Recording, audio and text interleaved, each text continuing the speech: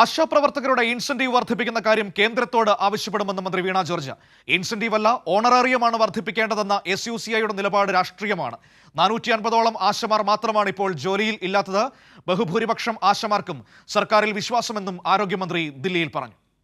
ഞങ്ങൾക്ക് സംസ്ഥാനം വർദ്ധിപ്പിച്ചാൽ മതി, അങ്ങ് ഡൽഹിയിൽ പോയി ഇൻസെന്റീവ് വർദ്ധിപ്പിക്കേണ്ട എന്ന് പറയുന്ന രാഷ്ട്രീയമുണ്ടല്ലോ, അത് SUCI അതാണ് മുന്നോട്ട്. 26,125 ആശമാർ സംസ്ഥാനത്തുണ്ട്. 400-450 പേരാണ് ഉള്ളത്. ഇതാണ് ഒരു നിസ്സഹകരണത്തിലുള്ളത്.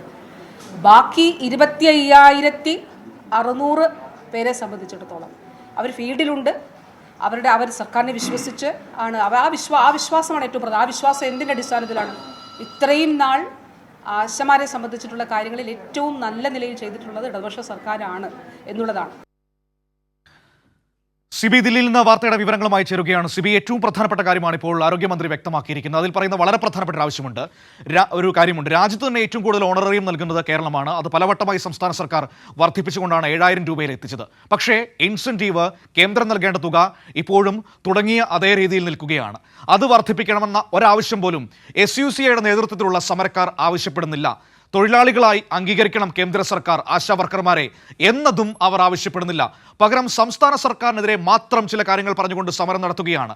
ഇതിന്റെ രാഷ്ട്രീയമാണ് മന്ത്രി അവിടെ ചൂണ്ടിക്കാട്ടിയത്.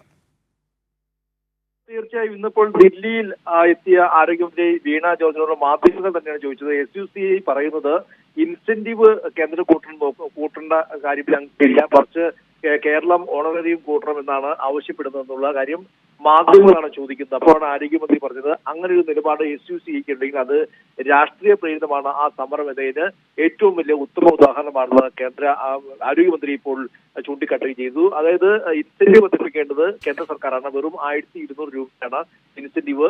കേരള സർക്കാർ നൽകുന്നത് ഓണറേറിയമാണ്. അത് 7,000 രൂപയുണ്ട്. ആ ഒരു പദ്ധതിയിൽ ഇൻസെന്റീവ് വർദ്ധിപ്പിക്കാൻ മാത്രമേ ആശാപ്രവർത്തകർക്ക് അവർ ആഗ്രഹിക്കുന്ന രീതിയിലൊരു വേതനം ലഭ്യമാകുകയുള്ളൂ. അതിനുവേണ്ടിയാണ് ദില്ലിയിലേക്ക് ആരോഗ്യമന്ത്രി എത്തുകയും കേന്ദ്ര ആരോഗ്യമന്ത്രി JP നദ്ദയുമായി കൂടിക്കാഴ്ചയ്ക്ക് ശ്രമിക്കുന്നത്. ആ സമയത്താണ് ഇത്തരത്തിലൊരു SUCIയുടെ ഒരു പ്രതികരണം ഉണ്ടാകുന്നത്. എന്തായാലും ആ ഒരു പ്രതികരണം തികച്ചും രാഷ്ട്രീയമാണെന്ന് ചൂണ്ടിക്കാട്ടുന്നു. മാത്രമല്ല ചില കണക്കുകൾ കൂടി മന്ത്രി പറയുന്നുണ്ട്. കാരണം അവിടെ ഈ ആശാപ്രവർത്തകർക്കെല്ലാം തന്നെയും ചില പരിശീലനം നൽകി വരികയാണ്. ആ പരിശീലനം ഈ സമരം പൊളിക്കാനുള്ളതാണോ എന്ന ചോദ്യം കൂടി മാധ്യമപ്രവർത്തകർ ചോദിച്ചപ്പോൾ ആ ആശാപ്രവർത്തകർ കേരളത്തിൽ 26,125 ആശാപ്രവർത്തകരുണ്ട്. അതിൽ 25,600 പേർ ഇപ്പോൾ തന്നെ ഫീൽഡിലുണ്ട്. അവർക്ക് LDF സർക്കാരിലാണ് വിശ്വാസം.